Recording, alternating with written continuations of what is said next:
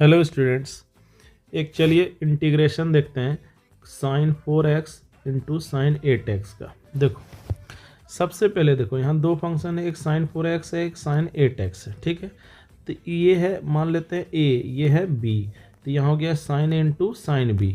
अब देखो sign sign एक साथ रहे तो याद रखना कॉस कॉस के गेम होता है, कॉस कॉस हो गया।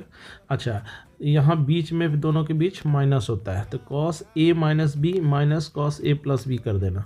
और यहाँ पर पूरे पर 1/2, तो इसी का हम लोग यहाँ यूज करेंगे। तो यहाँ क्या करेंगे, a के जगह पर है 4x, b के जगह पर 8x है, तो यहाँ लिख देंगे cos 4x माइनस 8x। फिर क्या लिखेंगे, cos 4x प्लस 8x लिख देंगे। अब देखो ये जो हाफ है ये इसके साथ मल्टीप्लाई, इसके साथ भी मल्टीप्लाई, तो बस यही चीज़ है। यहाँ इसके साथ भी हाफ आ गया तो cos 4x minus 8x minus, है ना, फिर यहाँ इसके साथ आया था माइनस हाफ, फिर हो गया cos 4x प्लस 8x का x के रेस्पेक्ट में, फिर हो गया 1/2। अब cos a माइनस बी यानी कितना हो 4 cos माइनस 4x, फिर यहाँ क्या है माइनस लिख देंगे।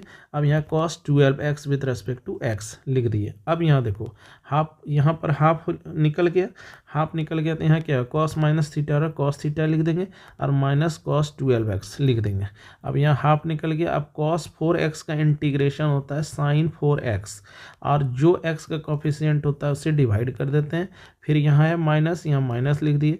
cos 12x का भी क्या हो जाएगा sin 12x, और x का कोफिशिएंट कौन है 12, यहाँ से डिवाइड कर दिए और लास्ट में कांस्टेंट ऑफ इंटीग्रेशन मतलब c ऐड कर दिया जाता है, which is the final answer.